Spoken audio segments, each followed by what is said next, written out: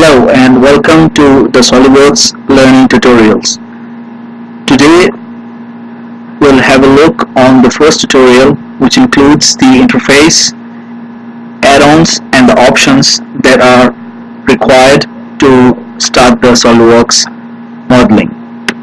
So first off, we'll look at the interface at the top, in which it shows the file, which shows the new option, the open area, that if you have saved an previous file, so you can open it directly from the SolidWorks itself. Also the view, the kind of views that we need, the tools, these are the shortcuts to the tools, and the helping area. Now moving on towards this point, this is to select the new, another shortcut to select the new, to create the new model, and this one is to open up the file from the recent documents. And then we have an option,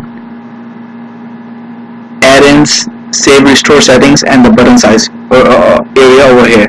So if we go to the Addins, we have a lot of options, which are the SolidWorks add-ins, which are already taken down as in the default setting, and these are the premium add-ins. These will be required in the advanced settings, such as the SolidWorks Simulation, SolidWorks Motion, and the Design Checker.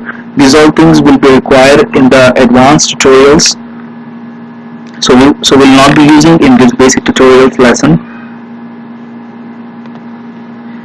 Now we'll open up the new profile for making the model.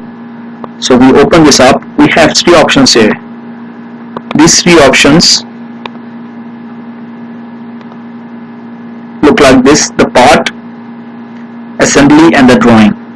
So it normally comes in a setup something like this. So it comes something like this. So the part, assembly, and the drawing. So the part, if I select the part, then I'll be able to design a 3D representation as mentioned.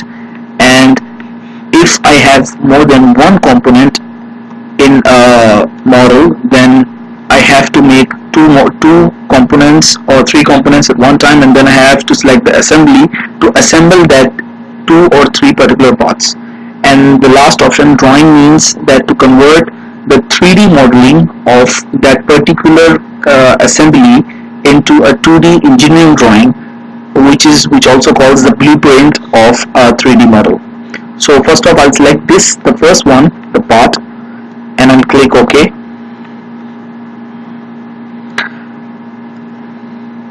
Now an open up screen comes up here, in which we have the same interface with all the shortcuts that we saw before: the file, edit, view, insert, tools, windows, and the helping area. And here we have, in the interface, we have the features, in which these except the excluded and the revolved, all of them are not optioned here. It will come when we will select the sketch area. So we have a sketch area over here, we have the evaluation area over here, and then the Addins, which I mentioned, are here.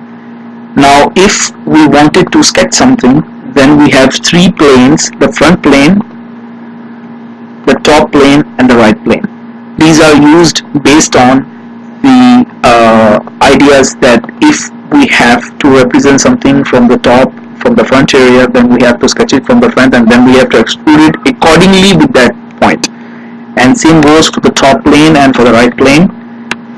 And the first thing that we do here in SolidWorks, before we start, we select the units, which will be done by doing something like this. We select the option area, and then we go to the document properties.